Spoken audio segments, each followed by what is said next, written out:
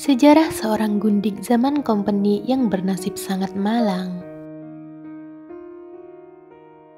Pergundikan adalah salah satu praktik di masyarakat yang berupa ikatan hubungan di luar perkawinan antara seorang perempuan dan seorang laki-laki dengan alasan perbedaan status sosial, ras, dan agama. Pergundikan merupakan praktik yang umum pada zaman kolonial. Hubungan yang terjadi adalah antara tuan tanah dengan perempuan dari kalangan pribumi atau budak yang menjadi bawahannya. Hal ini dimungkinkan karena kurang tersedianya perempuan dari kalangan sosial yang sederajat di tanah jajahan. Pada masa Hindia Belanda, pergundikan melahirkan kelas masyarakat yang kemudian disebut dengan istilah kaum Indo pada abad ke-19 dan 20.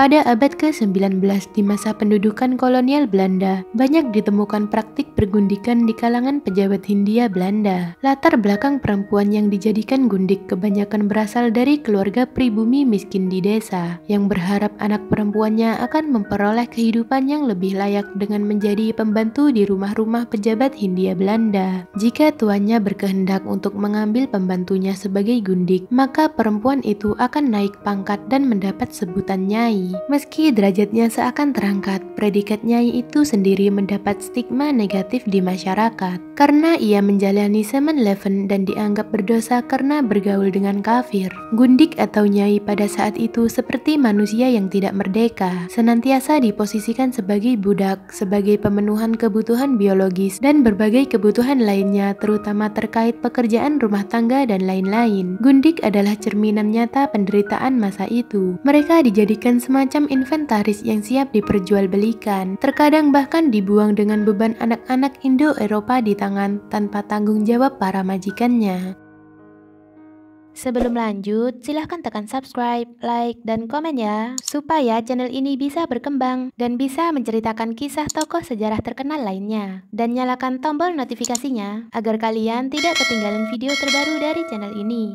Dahulu kala pada masa VOC, kebanyakan para prajurit Belanda adalah laki-laki yang melajang atau memiliki istri yang berada di Eropa. Karena tidak ada perempuan Eropa di sana, muncullah pergundikan untuk memuaskan kebutuhan biologisnya. Mereka memilih untuk bergundik dengan budak perempuan yang biasanya berasal dari lapisan masyarakat yang paling miskin. Pejabat-pejabat tinggi di kalangan VOC umumnya memiliki hubungan lebih erat dengan perempuan-perempuan setempat, baik sebagai istri maupun gundik. Seorang nyai dapat dikatakan tidak mempunyai hak apapun. Mereka tidak punya hak atas anaknya dan atas posisinya sendiri. Gundik seperti manusia yang tidak merdeka, senantiasa diposisikan sebagai budak, sebagai pemenuhan kebutuhan biologis, dan berbagai kebutuhan lainnya terutama terkait pekerjaan rumah tangga dan lain-lain. Pada akhirnya membuat orang-orang kulit putih dari Belanda memanfaatkan tenaga pribumi untuk dijadikan budak mereka dan bisa dimanfaatkan untuk apa saja sesuai kebutuhan. Gundik adalah cerminan nyata penderitaan kala itu. Mereka dijadikan semacam inventaris yang siap diperjualbelikan, dipaksa untuk mengerjakan segala hal yang dibutuhkan oleh majikan, mulai dari pekerjaan rumah, kamar, serta merawat anak-anak buah pergundikannya dengan para kulit putih berhidung mancung. Terkadang bahkan dibuang dengan beban anak-anak blasteran Indo-Eropa tanpa tanggung jawab para majikannya. Mengutip dari buku Bukan Tabu di Nusantara karya Ahmad Sunjayadi, sebenarnya pada tahun 1609 ketika VOC hendak berdiri, 36 perempuan dari Belanda pernah dikirim menggunakan kapal. Mereka adalah istri serdadu dan pegawai VOC yang dikirim ke Ambon dan Jayakarta atau yang disebut Batavia kemudian. Dilaporkan 2 diantaranya meninggal dalam pelayaran 10 bulan itu, dan nasib para perempuan tidak diketahui setibanya di tanah koloni. Jan Pieterszoon Koen yang menjadi gubernur jenderal 1 hingga 2 dekade setelahnya dan merupakan pendiri Batavia ingin melakukan hal serupa. Setelah melihat pergundikan dan bisnis hohohihi terjadi, rencana ini bertujuan agar orang-orang kompeni bisa mendapatkan pasangan yang pantas untuk tinggal di koloni. Tidak hanya gadis, Koen bahkan mengusulkan agar orang-orang Belanda mau bermigrasi ke Hindia Timur bersama keluarganya masing-masing. Ia mengirimkan surat kepada Heron 17 yang berisi para direktur bisnis VOC dengan menawarkan, jika perempuan tersedia, pasar-pasar perdagangan di Hindia akan menjadi milik Anda. Hans Petersen Kuhn mengusulkan agar 400 hingga 500 anak laki-laki dan perempuan didatangkan dari panti asuhan di Belanda. Yang perempuan akan tinggal di sekolah khusus yang akan dibiayai company hingga mereka dewasa nanti untuk dinikahkan dengan pria Belanda yang baik. Tawaran Hans Petersen Kuhn dikabulkan pada tahun 1621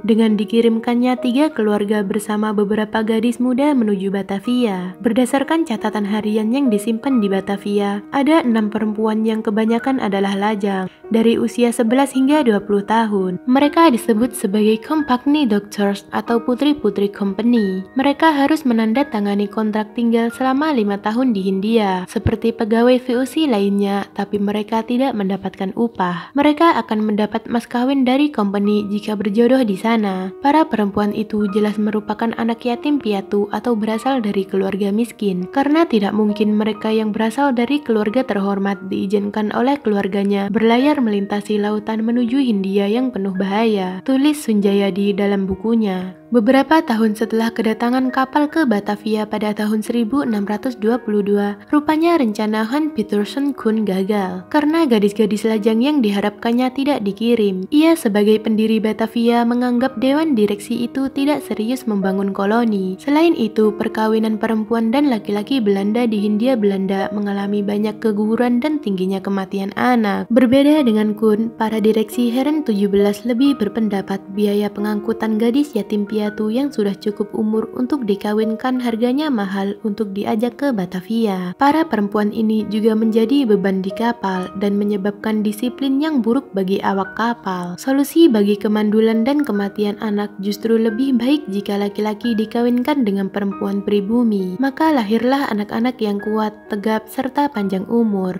Para direksi lebih setuju dengan perkawinan campur yang bisa beradaptasi di iklim tropis. Maka pada tahun 1632, gerbang untuk perempuan ke Hindia Timur ditutup kembali. Syarat pernikahan campur adalah harus yang seagama. Jadi, para gadis pribumi harus berpindah agama dulu sebelum dikawinkan. Namun bagi pegawai VOC di koloni, mereka lebih memilih bergundikan karena jauh lebih murah, tidak rumit dengan aturan, dan yang paling penting mereka tidak terikat. Kemudian secara terpaksa pergundikan dilegalkan kembali. Sungguh malang nasib. Kata itulah yang paling tepat ditunjukkan pada anak-anak tidak berdosa yang lahir dari gundik atau nyai di masa kolonial. Mereka menjadi komunitas terbuang, berada di luar masyarakat kulit putih maupun masyarakat pribumi. Anak-anak Indo-Eropa hasil pergundikan antara lelaki Belanda dan nyai pribumi itu tidak benar-benar bisa membaur dengan masyarakat pribumi. Sementara untuk masuk ke dalam masyarakat Eropa, mereka mendapatkan penolakan. Meskipun beberapa anak hasil pergundikan diakui ayah mereka sehingga bisa menyandang nama Eropa, tetapi status mereka di masyarakat tetap tidak jelas. Ras campuran Indo-Eropa ini dikhawatirkan membahayakan prestis kulit putih dan citra kolonial sebagai pemilik budaya yang mereka anggap luhur. Hal ini menjadi titik mula ketiadaan pengakuan masyarakat kolonial akan status mereka. Anak Indo-Eropa diperlakukan dengan buruk bahkan sejak masa VOC. Dalam pengaturan VOC tahun 1715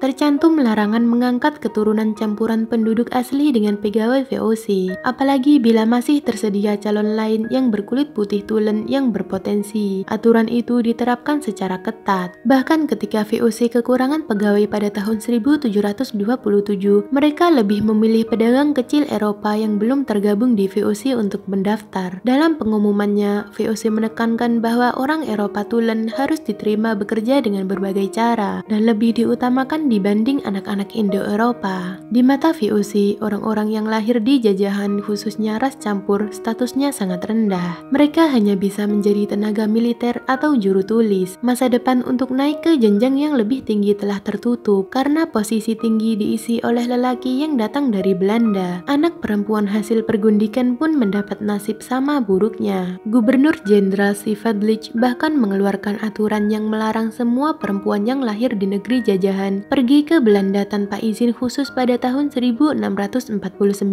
Deskripsi Tradisi pada keturunan Indo-Eropa terus berlanjut, bahkan ketika kekuasaan dipegang pemerintah Belanda. Asal-usul mereka sebagai ras campur benar-benar menjadi sebuah rintangan untuk mendapat pekerjaan setara orang kulit putih tulen. Diskriminasi ini bahkan tercatat dalam hukum kolonial pada tahun 1839. Anak-anak yang lahir dari hubungan lelaki Eropa dan perempuan non-kulit putih kehilangan hak istimewa untuk mengenyam pendidikan Eropa, terlebih di Royal Academy Delft, Belanda.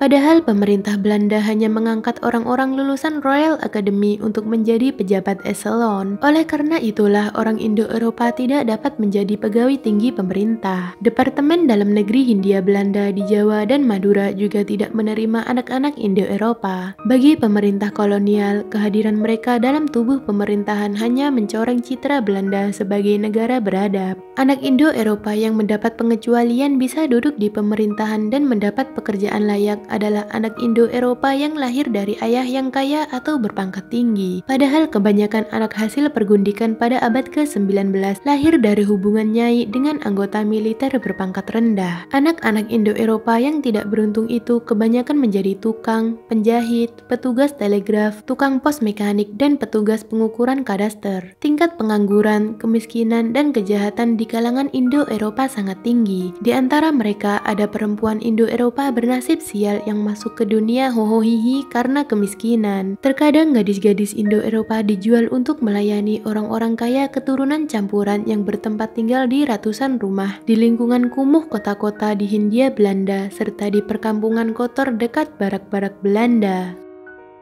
Terima kasih buat yang sudah menonton. Kalau kalian suka dengan video ini, silahkan tekan subscribe, like, dan komen ya. Dan komen di bawah pendapat kalian tentang video ini, supaya kita bisa sama-sama belajar. See you the next video.